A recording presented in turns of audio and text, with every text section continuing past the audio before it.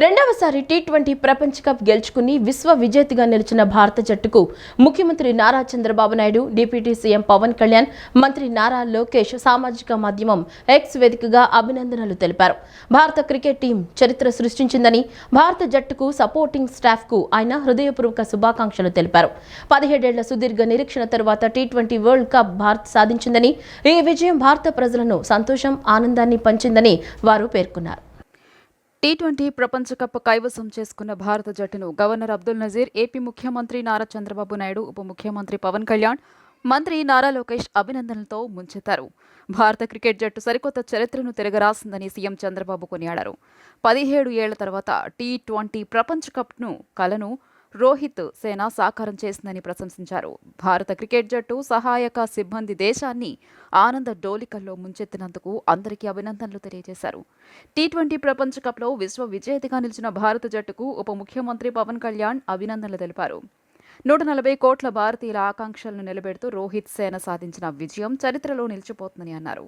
దక్షిణాఫ్రికాతో జరిగిన తుది పోరులో జట్టు మొత్తం సమిష్టిగా రాణించిన తీరు అద్భుతమని కొనియాడారు. ఆద్యంతం ఉత్కంఠభరితంగా సాగిన మ్యాచ్లో ఒత్తిడిని జయించి సగర్వంగా ప్రపంచ కప్ సాధించి పెట్టిన భారత క్రికెటర్లకు పేరు పేరున హృదయపూర్వక శుభాకాంక్షలు తెలిపారు. ఈ విజయం భవిష్యత్తు తరాలకు స్ఫూర్తిదాయకమని అన్నారు.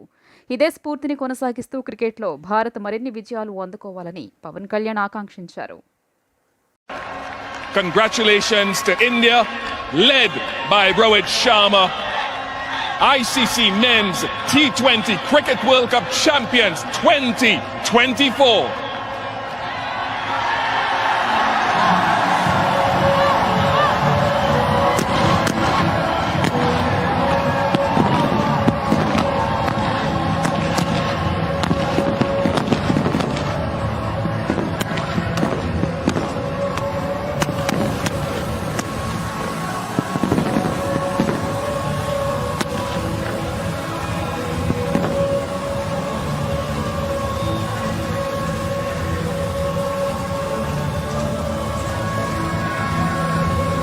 Such joyous scenes for the Indian team, but as Rohit Sharma mentioned, millions upon millions sitting around the world at various hours of the day and night.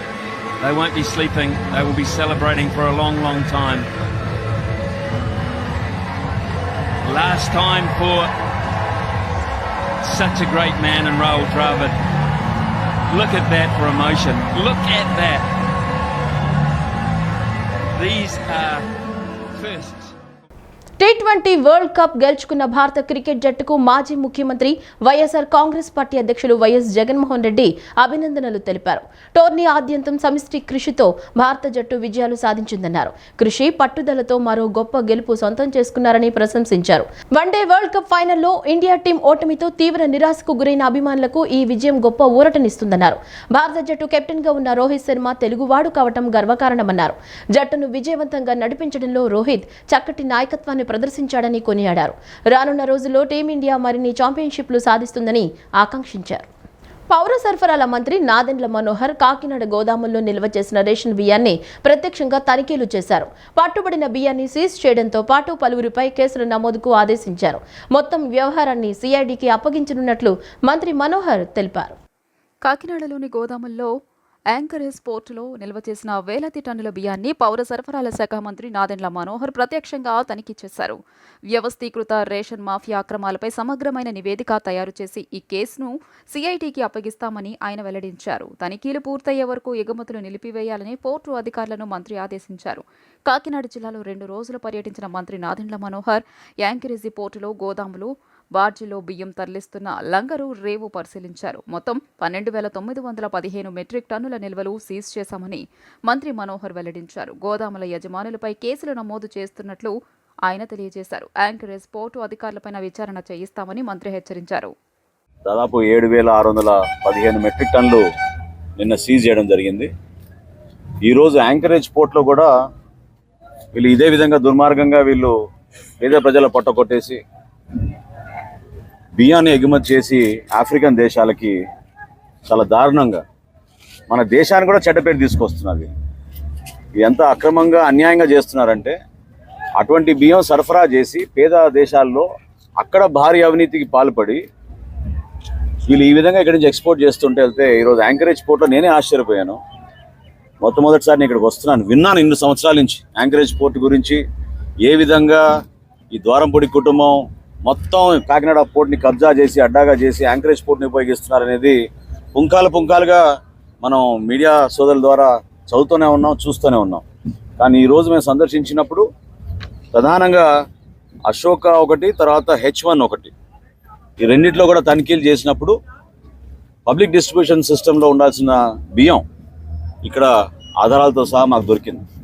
So 2800 metric టన్నులు అశోకాలో అయితే H1లో 2500 మెట్రిక్ టన్నులు, అంటే 5300 మెట్రిక్ టన్నులు ఈరోజు ఉదయం ఈ తనిఖీల్లో మేము సీజ్ చేసాం. రాష్ట్రంలో పోలీసులు వ్యవహరిస్తున్న శైలి పట్ల ఎంపీ మిథున్ రెడ్డి తీవ్ర ఆగ్రహం వ్యక్తం చేశారు. ఆపదలో ఉన్న కార్యకర్తలను పరామర్శించడానికి వెళుతున్న తనను పోలీసులు హౌస్ అరెస్టు చేయడం ఎంతవరకు కరెక్ట్ అని ఆయన ప్రశ్నించారు. వైసీపీ పార్టీ కోసం ప్రాణత్యాగానికైనా సిద్ధమని ఆయన స్పష్టం చేశారు. రాష్ట్రంలో ఎన్నికల తర్వాత వైసీపీ కార్యకర్తలను, నాయకులను తీవ్ర ఇబ్బందులకు గురి చేస్తున్నారని అంటూ ఎంపీ పెద్దిరెడ్డి మిథున్ రెడ్డి మండిపడ్డారు. వారి ఆస్తులు ధ్వంసం చేస్తున్నారు, ఇళ్లులు కూల్చుతున్నారు, మా వారిని పరామర్శించేందుకు వెళ్తున్న నన్ను అడ్డగిస్తున్నారు, ఎంపీగా నాకు అర్హత ఉన్నా అడ్డుకుంటున్నారని ధ్వజమెత్తారు. పోలీసులు నన్ను వెళ్లొద్దు అంటున్నారు. దీనిపై లోక్సభ స్పీకర్కు ఫిర్యాదు చేస్తాను అని ఆయన వెల్లడించారు. 40% మంది వైసీపీకి ఓటు వేశారు. వీరందరిపై కూడా దాడులు చేస్తారా? అధికారం శాశ్వతం కాదు. ప్రతి కార్యకర్తకు మేము అండగా ఉంటామని స్పష్టం చేశారు. మీరు వెళ్లడానికి లేదు, హౌస్ అరెస్ట్ చేస్తున్నాం అని నాకు నోటీస్ ఇచ్చారు. పోలీస్ అధికారులపై ఒత్తిడి తెచ్చి ఇలా చేస్తున్నారని ఎంపీ మిథున్ రెడ్డి మండిపడ్డారు. ఇక నేను భారతీయ జనతా పార్టీలోకి వెళ్తున్నానని బుద్ధి లేని వారు ప్రచారం చేస్తున్నారు అంటూ వైసీపీ ఎంపీ మిథున్ రెడ్డి ఆగ్రహం వ్యక్తం చేశారు. జేసీబీలు, ఎక్స్క్వేటర్లు తీసుకొచ్చి పేదోళ్ళు వాళ్ళు కష్టపడి వాళ్ళ జీవితాంతం సంపాదించి చిన్న ఇల్లులు, చిన్న సింగిల్ బెడ్రూమ్ ఇల్లు, చిన్న ఇల్లులు కూడా అవన్నీ కూడా జేసీబీలతో కూల్చేయడము, వాళ్ళ ఆస్తులన్నీ కూడా ధ్వంసం చేయడము, ఎక్కడో ఫ్యాక్షన్ నియోజకవర్గాల్లో చేసినట్లు చెట్లు, మామిడి చెట్లు అన్నీ కూడా వందలాది మామిడి చెట్లు, కాపుకొచ్చిన మామిడి చెట్లు అన్నీ కూడా నరికేయడము, ఈరోజు పొంగునూరు నియోజకవర్గంలో కానీ కోడూరు నియోజకవర్గంలో కానీ ఇవన్నీ కూడా ఒక మంచి సంస్కృతి కాదని చెప్పి కూడా నేను తెలియజేస్తా ఉన్నాను. రాజకీయంగా అంటే ఏదైనా రాజకీయాల్లో ఎలక్షన్లప్పుడు రాజకీయంగా కొట్లాడలే కానీ చిన్న వాళ్ళ పైన వచ్చి వాళ్ళ ఆస్తుల పైన, ఈరోజు వాళ్ళ కుటుంబ సభ్యుల పైన, వాళ్ళ వెహికల్స్ కానీ, లేకపోతే ఇంకా కూడా దారుణమైన విషయం ఏమంటే పొంగునూరు నియోజకవర్గంలో పేదవాళ్ళు ఆవులు మేపుకొని బతికే వాళ్ళు ఆవులు దొంగతనం చేసి తీసుకెళ్లిపోవడము, కళ్యాణ మండపాలు కూల్చడము, ఈరోజు దారులు ఇవ్వకుండా అడ్డగించడం, ఇన్ని కూడా ఘోరంగా జరుగుతూ ఉన్నాయి.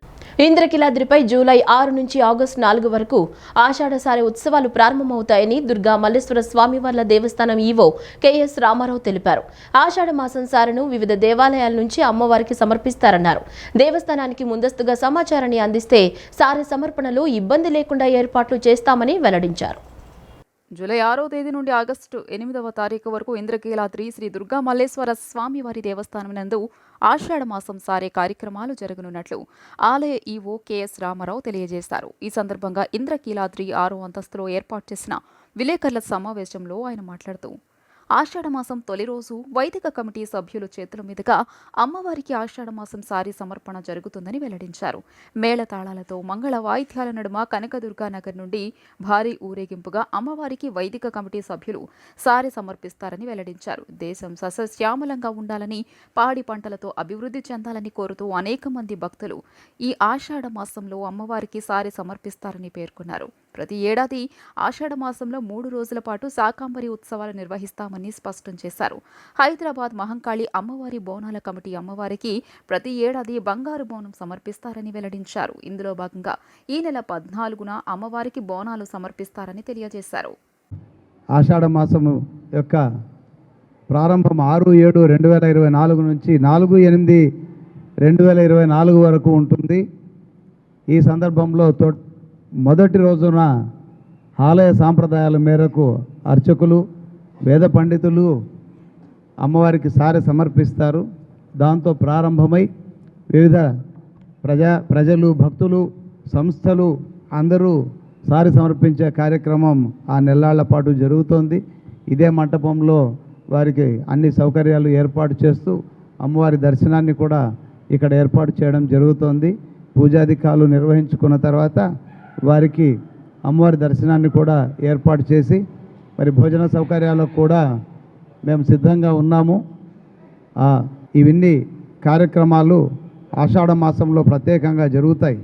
వీటితో పాటుగా చాలా విశేషంగా జరిగేటువంటిది శాకంభరి ఉత్సవాలు. శాకంభరి ఉత్సవాలను చాలా శ్రద్ధతో చాలామంది భక్తులు ముందుకొచ్చి అమ్మవారికి వివిధ రకాలైనటువంటి కూరగాయలను సమర్పించి వెళ్ళడం ఒక సాంప్రదాయం. ఇప్పటికే చాలామంది శాకంబరి ఉత్సవాలకు సంబంధించినటువంటి అన్ని కూరగాయలను మేము ఇస్తామని చెప్పి చాలామంది చాలా సంస్థలు ముందుకొస్తున్నాయి.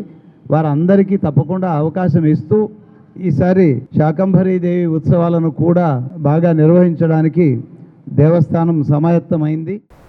కర్ణుడి చావుకు 1,00,000 కారణాలు అన్నట్లు పోలవరం విధ్వంసానికి అసలు కారకులు బీజేపీ, టీడీపీ, వైసీపీలే అని రాష్ట్ర కాంగ్రెస్ అధ్యక్షురాలు వైఎస్ షర్మిల ఆరోపించారు. పోలవరం ప్రాజెక్టు నిర్మించి 28 లక్షల ఎకరాలకు సాగునీరు ఇవ్వాలన్నది దివంగత మాజీ ముఖ్యమంత్రి వైఎస్ఆర్ ఆశయమైతే పంతాలు పట్టింపులకు పోయి జీవనాడి పోలవరంపై ఇన్నాళ్లు జరిగింది రాజకీయ దాడి తప్ప మరొకటి కాదని షర్మిల విమర్శించారు. రాష్ట్ర విభజన సమయంలో పోలవరం ప్రాజెక్టుకు కాంగ్రెస్ ప్రభుత్వం జాతీయ హోదా ఇచ్చిందని, కానీ మోదీ సర్కార్ సవతి తల్లి ప్రేమ చూపించిందని విమర్శించారు. కర్ణుడి చావుకి 1,00,000 కారణాలు ఉన్నట్లుగా పోలవరం విధ్వంసానికి అసలు కారకులు బీజేపీ, టీడీపీ, వైసీపీ పార్టీలేనని ఏపీ పీసీసీ చీఫ్ షర్మిల అన్నారు. పోలవరం ప్రాజెక్టు కట్టి 28 లక్షల ఎకరాలకు సాగునీరు ఇవ్వడం దివంగత ముఖ్యమంత్రి వైఎస్ఆర్ ఆశయమైతే పంతాలు పట్టింపులకు పోయి జీవనాడిపై ఇన్నాళ్లు జరిగింది రాజకీయ దాడి తప్ప మరోటి కాదన్నారు. విభజన సమయంలో పోలవరానికి కాంగ్రెస్ జాతీయ హోదా ఇస్తే మోడీ సర్కార్ ఆ బాధ్యత 10 ఏళ్లు విస్మరించి నిధులు ఇవ్వకుండా సవతి తల్లి ప్రేమ చూపిందని షర్మిల మండిపడ్డారు. కేంద్రం కట్టాల్సిన ప్రాజెక్టును తానే కడతానని చెప్పి చంద్రబాబు పోలవరం, సోమవరం అంటూ హడావిడి చేశారు తప్ప మొదటి 5 ఏళ్లలో చేసింది శూన్యమని షర్మిల విమర్శించారు. రివర్స్ టెండరింగ్ పేరుతో జగన్ అంచనా వ్యయం పెంచాడే తప్ప ఎక్కడ వేసిన కొంగళి అక్కడే ఉందని ఎద్దేవా చేశారు. 10,000 కోట్ల రూపాయలతో కాంగ్రెస్ హయాంలో పూర్తి కావాల్సిన ప్రాజెక్టుకు నిర్లక్ష్యం ఖరీదు అక్షరాల 76,000 కోట్లు అని షర్మిల వ్యాఖ్యానించారు. ప్రాజెక్టు కట్టాలంటే మరో 5 ఏళ్లు పడుతుందని చెబుతున్న ముఖ్యమంత్రి చంద్రబాబు మోడీ పిలక తమ చేతుల్లోనే ఉందన్న విషయం మర్చిపోవద్దని సూచించారు. కేంద్రాన్ని శాసించే అధికారం చంద్రబాబు దగ్గరుంది కాబట్టి పూర్తి స్థాయి నిధులు తెచ్చి రాష్ట్రంపై ఆర్థిక భారం పడకుండా పోలవరం పూర్తి చేయాల్సిందిగా కాంగ్రెస్ పార్టీ డిమాండ్ చేస్తుందని వైఎస్ షర్మిల పేర్కొన్నారు. పింఛన్ సొమ్ము 3,000 నుంచి 4,000కు పెంచుతామని మంత్రి కొల్లు రవీంద్ర స్పష్టం చేశారు. ఎన్నికల్లో ఇచ్చిన హామీని అమలు చేసి ముఖ్యమంత్రి చంద్రబాబు నాయుడు మాట నిలబెట్టుకున్నారని, ఆ సొమ్మును మునుపటి నెలల బకాయిలతో కలిపి 7,000 రూపాయల చొప్పున జూలై 1న ఉదయం 6 గంటలకే సచివాలయ కార్యదర్శులు ఇళ్లకు వచ్చి పంపిణీ చేస్తారని తెలిపారు. మచిలీపట్నం నియోజకవర్గంలో 31,068 మందికి పింఛన్లు పంపిణీ చేస్తారని తెలిపారు. గతంలో మచిలీపట్నం నియోజకవర్గంలో 9.31 కోట్లు పంపిణీ చేయగా ప్రస్తుతం పెంచిన పింఛన్తో కలిపి 21 కోట్లకు పైగా పంపిణీ చేస్తామన్నారు. రాబోయే 5 ఏళ్లలో మచిలీపట్నాన్ని ఒక మోడల్ నియోజకవర్గంగా తీర్చిదిద్దుతామన్నారు. 4,000 రూపాయలు పెన్షన్ ఇచ్చే కార్యక్రమాన్ని కూడా ప్రారంభించుకుంటున్నాం. ఏప్రిల్ నుంచి కూడా లెక్క పెట్టుకుని ఏప్రిల్, మే, జూన్ 3 నెలలకు కలిపి 3,000 రూపాయలు ప్లస్ జూలై 4,000 కలిపి 7,000 రూపాయలు రేపు 1వ తారీఖు ఉదయం 6 గంటల నుంచి నేరుగా ఇంటికి తీసుకొచ్చి వారికి స్వయంగా అందించే కార్యక్రమాన్ని కూడా మరి ప్లాన్ చేసుకోవడం జరుగుతుంది. అది కూడా అందించడం జరుగుతుంది. అర్హులైనటువంటి అందరికీ ఇవ్వాలనే లక్ష్యంతో ఈ కార్యక్రమం చేస్తున్నాం. ఇందులో ఎక్కడా కూడా గతంలో చాలా బోగస్లు ఉన్నాయి, ఇక్కడ కూడా మా దృష్టికి వచ్చినాయి. ఇవన్నీ కూడా మేము అరికట్టి ప్రజాధనాన్ని ఎక్కడ కూడా దుర్వినియోగం కాకుండా చేయాలనే లక్ష్యంతోనే ఈ కార్యక్రమం చేస్తున్నాం. ఎందుకంటే గతంలో చూసాం, గత ప్రభుత్వంలో పెన్షన్ని ముఖ్యమంత్రి జగన్మోహన్ రెడ్డి గారు, మరి చంద్రబాబు నాయుడు గారు, అలాగే ఎన్టీ రామారావు గారు 75 రూపాయలతో పెన్షన్, 35 రూపాయలతో పెన్షన్ స్టార్ట్ చేశారు. దాన్ని 75 రూపాయలు చేస్తే తర్వాత 200 ఉన్న పెన్షన్ ని 2,000 రూపాయలు చేసింది కూడా చంద్రబాబు నాయుడు గారు. 2,000 రూపాయల పెన్షన్ ని 3,000 రూపాయలు చేస్తానని చెప్పి ప్రజల్ని మోసం చేశారు జగన్మోహన్ రెడ్డి గారు. వచ్చిన వెంటనే చేస్తానని, తర్వాత దశల వారీగా అని చెప్పి మరి సంవత్సరానికి 250 రూపాయలు పెంచుతానని చెప్పి 5 సంవత్సరాల పాటు ప్రజలు మోసం చేశారు. దాదాపు 30,000 రూపాయలు వాళ్ళు ప్రతి ఒక్క పెన్షన్దారుడు 30,000 రూపాయలు వాళ్ళు జగన్మోహన్ రెడ్డి వల్ల నష్టపోయారు. ఇవాళ ఈ ప్రభుత్వం వచ్చిన వెంటనే చంద్రబాబు నాయుడు గారు ఇచ్చిన హామీ ప్రకారం 4,000 రూపాయలు ఇవాళ మేము పెన్షన్ ఇవ్వడం అనేది ఇవాళ ఇది ఒక, ఎందుకంటే అవ్వాతాతలు ఎవరైతే వృద్ధులు ఉన్నారో, వితంతులు ఉన్నారో, వికలాంగులు ఉన్నారో 100% ఉన్నటువంటి వికలాంగులకు కూడా ఇవాళ 15,000 రూపాయలు ఇవన్నీ కూడా మేము చేసుకుని ముందుకెళ్ళబోతున్నాం. మరి ప్రజలకి న్యాయం చేయాలి, ఈ రాష్ట్రంలో స్వచ్ఛమైన పరిపాలన అందించాలనేది లక్ష్యంగా పనిచేస్తున్నాం. మరి ప్రజా దర్బారులో ప్రతి వారం ఇది నడుస్తుంది. ప్రతి ఒక్కరు కూడా దీంట్లో భాగస్వాములే మన నియోజకవర్గాన్ని అభివృద్ధి సంక్షేమ బాటలో నడవాలని ప్రతి ఒక్కరిని కూడా కోరుకుంటూ పురపాలక శాఖలో ఉన్న ఆస్తుల పంపకాలపై మంత్రి నారాయణ అధికారులతో సమీక్ష నిర్వహించారు. 2 తెలుగు రాష్ట్రాల మధ్య ఆస్తుల విభజన ఇంకా పూర్తి కాలేదన్నారు. 2 రాష్ట్రాల మధ్య ఉన్న ఆస్తుల కేసులపై త్వరితగతిన పరిష్కరించేలా చర్యలు తీసుకోవాలని మంత్రి అధికారులను ఆదేశించారు. పురపాలక శాఖలో ఉన్న ఆస్తుల పంపకాలపై రాష్ట్ర పట్టణాభివృద్ధి శాఖ మంత్రి పొంగూరు నారాయణ అధికారులతో సమీక్ష నిర్వహించారు. సిఆర్డీఏ ప్రధాన కార్యాలయంలో హౌసింగ్ బోర్డు సంబంధిత అధికారులతో మంత్రి నారాయణ చర్చించారు. రాష్ట్రం విడిపోయి 10 సంవత్సరాలు పూర్తి కావడంతో పాటు హైదరాబాద్ ఉమ్మడి రాజధాని గడువు కూడా ముగిసిందని సమీక్షలో మంత్రి వ్యాఖ్యానించారు. 2 తెలుగు రాష్ట్రాల మధ్య ఆస్తుల విభజన ఇంకా పూర్తి కాలేదని ఆయన అన్నారు. ఇప్పటికే వేల కోట్ల ఆస్తులు ఉన్న సంస్థల విషయంలో 2 రాష్ట్రాల మధ్య వివాదం కొనసాగుతూనే ఉందని అధికారులతో నిర్వహించిన సమీక్షలో మంత్రి పేర్కొన్నారు. 9, 10 షెడ్యూల్లో ఉన్న సంస్థల మధ్య విభజన ఇంకా కొలిక్కి రావడం లేదని ఆయన తెలిపారు. పునర్విభజన చట్టంలో ఏపీ, తెలంగాణ మధ్య జనాభా ప్రాతిపదికన ఆస్తులు, అప్పులు పంపిణీ చేసుకునేలా ఉందని, ఆ తర్వాత పంపకాల విషయంలో ఏ రాష్ట్రానికే సంబంధించినవి ఆ రాష్ట్రానికే చెందాలనే కొత్త అంశాన్ని తెలంగాణ ప్రభుత్వం తెర మీదకు తెచ్చిందని మంత్రి స్పష్టం చేశారు. కొన్ని సంస్థలు పంచాయతీరాజ్ శాఖకు చెందినవి కూడా ఉన్నాయని, అలాంటి సంస్థలకు చెందిన వివరాల కోసం మంత్రి నారాయణ ఆరా తీశారు. షీలాబీడే కమిటీ నివేదిక ప్రకారమే ముందుకెళ్లాలని ఆయన నిర్ణయించారు. హైదరాబాద్లో ఉన్న AP housing board, Deccan infrastructure and land holdings ఆస్తులపై గతంలోనే జనాభా ప్రాతిపదికన విభజించారని అధికారులు తెలిపారు. విభజన ప్రణాళికను పరిశీలించిన నిపుణుల కమిటీ కొన్ని సిఫార్సులు చేసినట్టు అధికారులు తెలిపారు. పోలవరం ప్రాజెక్టుపై ప్రజాభిప్రాయ సేకరణ మరియు ప్రక్షాళన జరగాలని అమరావతి కాంగ్రెస్ పార్టీ నాయకులు జేటీ రామారావు డిమాండ్ చేశారు. పోలవరం నిర్మాణానికి కేంద్రం వద్ద నిధులు అడిగే దమ్ము కూటమి ప్రభుత్వానికి లేదని విమర్శించారు. పోలవరం ప్రాజెక్టుకు సంబంధించి ఒక కమిటీని ఏర్పాటు చేస్తే కాంగ్రెస్ పార్టీ తరపున తాము కూడా సలహాలు, సూచనలు ఇవ్వడానికి సిద్ధంగా ఉన్నామని ఆయన వెల్లడించారు. పోలవరం ప్రాజెక్టుపై ప్రజాభిప్రాయ సేకరణ మరియు ప్రక్షాళన జరగాలని అమరావతి కాంగ్రెస్ పార్టీ నాయకులు జేటీ రామారావు డిమాండ్ చేశారు. ఈ మేరకు తాడేపల్లిలోని ఏర్పాటు చేసిన విలేకరుల సమావేశంలో ఆయన మాట్లాడుతూ, త్వరలో కాంగ్రెస్ జాతీయ నాయకులు రాహుల్ గాంధీకి పోలవరంపై నివేదిక ఇస్తామని, ఆయన నిర్ణయంపై పోలవరంపై పోరాటం ఉంటుందని స్పష్టం చేశారు. పోలవరం ముంపు బాధితులు న్యాయం జరగక ఎంతోమంది ప్రాణాలు కోల్పోయారని ఆవేదన వ్యక్తం చేశారు. పోలవరం నిర్మాణానికి కేంద్రం వద్ద నిధులు అడిగే దమ్ము కూటమి ప్రభుత్వానికి లేదని విమర్శించారు. ఆనాడు హైదరాబాద్ను కోల్పోయినందుకు ఉమ్మడి ఆంధ్రప్రదేశ్లో పోలవరం ప్రాజెక్టును కేంద్ర ప్రభుత్వం మనకిస్తే 10 సంవత్సరాలు పూర్తయినప్పటికీ కూడా ఎప్పటికీ కూడా పనులు పూర్తి కాని పరిస్థితి అని అన్నారు. కాంగ్రెస్ పార్టీ రాష్ట్రాన్ని విడదీసింది, మన రాష్ట్రానికి అన్యాయం చేసిందని ఆడిపోసుకుంటున్నారని దుయ్యబట్టారు. సీఎం చంద్రబాబు నాయుడు మోడీ ప్రాజెక్టుకు సంబంధించిన నిధులు అడగడానికి ఆయన భయపడుతున్నారని ఎద్దేవా చేశారు. ప్రజాభిప్రాయ సేకరణకి ప్రభుత్వ ఆధ్వర్యంలో నోటిఫికేషన్ ఏర్పాటు చేస్తే ప్రభుత్వానికి సంబంధించి రిటైర్డ్ అయిన ఇరిగేషన్కి సంబంధించిన నిపుణులు మరియు స్వదేశీ, విదేశీ నిపుణులు సలహాలు ఇవ్వడం జరుగుతుందని, వారి సలహాల మేరకు ముందుకు వెళ్లవచ్చునని అభిప్రాయపడ్డారు. గత 5 సంవత్సరాలుగా పోలవరం ప్రాజెక్టు వద్ద ఏం జరుగుతుందో తెలియని పరిస్థితి నెలకొందని ఆందోళన వ్యక్తం చేశారు. ఇప్పటికైనా పోలవరం విషయంలో ఒక డెడ్ లైన్ విధించాలని, పోలవరం ప్రాజెక్టుకి తాజాగా ప్రజాభిప్రాయ సేకరణ ఏర్పాటు చేయాలని డిమాండ్ చేశారు. పోలవరంపై అన్ని పార్టీల నాయకులతో అఖిలపక్షం మీటింగ్ వేయాలన్నారు. పోలవరం ప్రాజెక్టును రాజకీయ కోణంలో చూడొద్దని, ఇది దశాబ్ద కాలంగా పెండింగ్లో ఉన్న ప్రాజెక్టు అని అన్నారు. నన్ను కాంగ్రెస్ పార్టీ అన్యాయం చేసింది, ద్రోహం చేసిందని పిన్నాలు ఆడిపోసుకుందంతా కూడా రాజకీయంగానే కాంగ్రెస్ పార్టీని అనగదొక్కడానికి తప్ప మరొకటి కాదు. సరే, ఎందుకు నిన్న చంద్రబాబు నాయుడు గారు మాట్లాడిన అంశాలను పూర్తిగా పరిశీలించిన తర్వాత మోడీ గారిని ప్రాజెక్టుకి నిధులు కేటాయించడం కానీ బడ్జెట్లో అలొకేషన్ చేయడానికి కూడా ఆయన మొహమాట పడతా ఉన్నారు. ఎందుకు మొహమాట పడతా ఉన్నారు మోడీ గారిని గురించి అన్నది కొంచెం ప్రశ్నార్థకంగా ఉంది. దశాబ్దాల కాలంగా గోదావరి జిల్లాల్లో వరదల కారణంగా రైతాంగం కానీ ప్రజలు కానీ ఇబ్బందులు పడతా ఉన్నారు. క్రాప్ హాలిడే లాంటివి కూడా ఉన్నాయి, అక్కడ పంటలు పండలేని పరిస్థితి. మరోవైపు కృష్ణా జిల్లాలో కుడికాలం వరకు రావాలి, పవర్ ప్రాజెక్ట్ పూర్తి కావాలి. రైనీ సీజన్ 2 రైనీ సీజన్లు పడుతుంది పోలవరం ప్రాజెక్టుకి, లేదా 3, 4 అంటున్నారు. అలాగే పోలవరం ప్రాజెక్టుకి వాళ్ళ కాంగ్రెస్ పార్టీకి సంబంధించి మేము డిమాండ్ చేసేది ఏంటంటే, ప్రజాభిప్రాయ సేకరణకి గవర్నమెంట్ ఆధ్వర్యంలో ఒక నోటిఫికేషన్ ఏర్పాటు చేస్తే, ఈ నోటిఫికేషన్లో ప్రభుత్వానికి సంబంధించిన రిటైర్ అయిన ఇరిగేషన్ ఇంజనీర్లు కానీ, స్వదేశీ నిపుణులు కానీ, విదేశీ నిపుణులు కానీ, గ్రామస్తులు కానీ, నిర్వాసితులు కానీ, భూములు కోల్పోయిన వాళ్ళు కానీ, పర్యావరణవేత్తలు కానీ, గతంలో భారతదేశంలో ప్రాజెక్టుల మీద అవగాహన ఉన్న వాళ్ళందరూ కూడా దాని మీద సూచనలు, సలహాలు ఇస్తారు. దాని ప్రకారంగా ముందుకెళ్తే బాగుంటుంది. కొత్తగా పెళ్లైన వారు పెళ్లి కాని యువత తప్ప చూడదగ్గ సినిమా హనీమూన్ ఎక్స్ప్రెస్ అని ప్రముఖ మానసిక వైద్యులు ఇండ్ల రామసుబ్బారెడ్డి అన్నారు. సామాజిక ప్రయోజనం కలిగి ఉన్న ఈ చిత్రాన్ని ప్రేక్షకులు ఆదరించాలని కోరారు.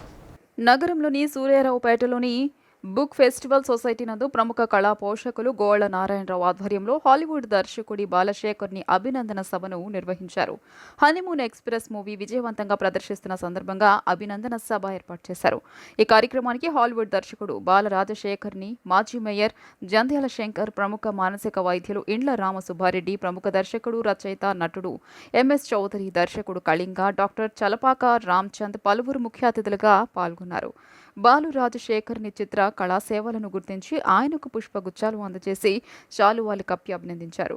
మాజీ మేయర్ జంధ్యాల శంకర్ మాట్లాడుతూ దర్శకుడు బాలు రాజశేఖరుని నగరానికి చెందిన వారేనని పేర్కొన్నారు. విదేశాల్లో స్క్రీన్ ప్లేలో శిక్షణ తీసుకున్నట్టు తెలిపారు. అనంతరం ప్రముఖ మానసిక వైద్యులు ఇండ్ల రామసుబ్బారెడ్డి మాట్లాడుతూ ఈ మధ్యకాలంలో ఫైనాన్షియల్ ఇండిపెండెంట్ రావడంతో పెళ్లైన కొత్తలోనే విడిపోతున్నారని చెప్పారు.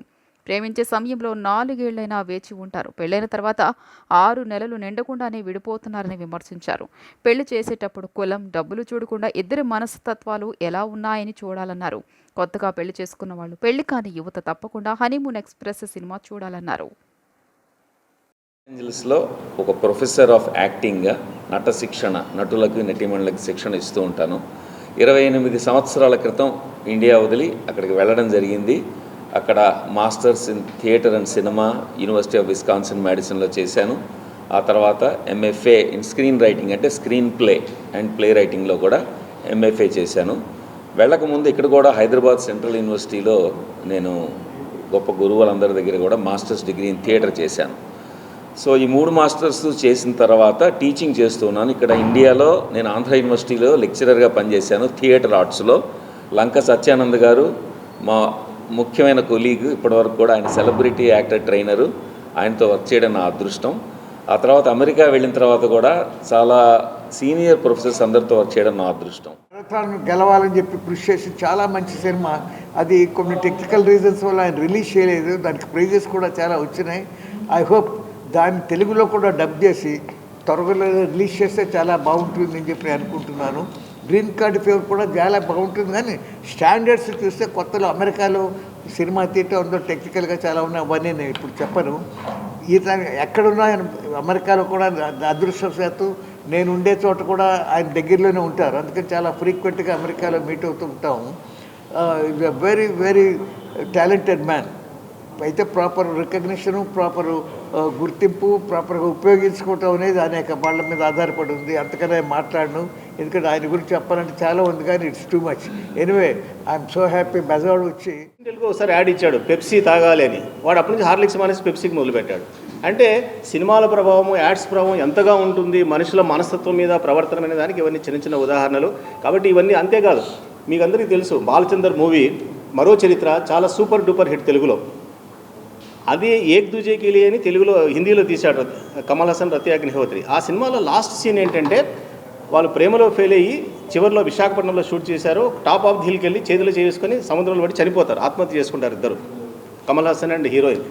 ఈ సినిమా తెలుగులో రిలీజ్ అయినప్పుడు చాలా super hit, nothing has happened. కానీ నార్త్ ఇండియాలో ఈ సినిమా రిలీజ్ అయినప్పుడు చాలామంది నార్త్ ఇండియాలో అమ్మాయి అబ్బాయిలు లవ్లో ఫెయిల్ అయిన వాళ్ళు కొంతమంది, ఆ సినిమా తర్వాత మనం కూడా ఫెయిల్ అయ్యాం, మనం కూడా ఎందుకు బ్రతకమని చెప్పేసి అపార్ట్మెంట్ పైకి ఎక్కి దూకడము, కొండ పైకి ఎక్కి దూకి చనిపోవడం ఇలా జరిగింది. జరిగిన తర్వాత చాలామంది లెటర్స్ రాశారు ఇండియన్ ఎక్స్ప్రెస్ ఎందుకు బాలచందర్ లాంటి ఒక ఇంటలెక్చువల్ డైరెక్టర్ ఇలాంటి సినిమాను తీసి, అంటే లవ్లో ఫెయిల్ అయితే మీరు ఆత్మ తీసుకొని చచ్చిపోవాల్సిందేనా, is it the message your giving to the youngsters అని పాపం చేస్తే ఆయన చాలా గిల్టీగా ఫీల్ అయ్యాడు. చక్కగా చూడాల్సిన సినిమా అనిపించింది. ఫస్ట్ డేనే నాకు అలా అనిపించింది. అలాగే చాలా బాగా చూశారు, 5 రోజులు చాలామంది చూశారు. నేను కూడా స్వర్ణ ప్యాలెస్లో చూడడం జరిగింది. బాలాగారికి హృదయపూర్వకంగా, అంటే ఇప్పుడు మరి కొత్త ప్రభుత్వం వచ్చిన తర్వాత ఒక రకంగా ఫస్ట్ ప్రెస్ మీట్ మీద అయ్యి ఉంటుంది సినిమా పరంగా. ఇప్పుడు మొన్న డిప్యూటీ సీఎం కళ్యాణ్ బాబు కూడా ఇటువైపు సినిమాలను బాగా ఎంకరేజ్ చేసే విధంగా ఉన్నారు. ఒక రకంగా అది మీతో ప్రారంభమైంది శుభసూచకంగా నాకు అనిపిస్తూ ఉంది. మేమందరం కూడా మీకు స్వాగతం. విజయవాడ వాస్తవం లేనప్పటికీ ఎక్కడో అమెరికాలో ఉంటున్నారు కాబట్టి మా అందరం కూడా విజయవాడ కళాకారుల తరపున అందరి తరపున కూడా మీకు స్వాగతం పలుకుతున్నాం. మంచి చిత్రాన్ని తీశారు మీరు. చాలా సంతోషంగా అనిపించింది. ఒక రచయితగా నాకు కూడా చాలా చక్కగా అనిపించింది. మీకు ఇంకా గొప్ప సినిమాలు తీయాలని కోరుకుంటున్నాను. ఈ వార్తలు ఇంతటితో సమాప్తం. నమస్కారం.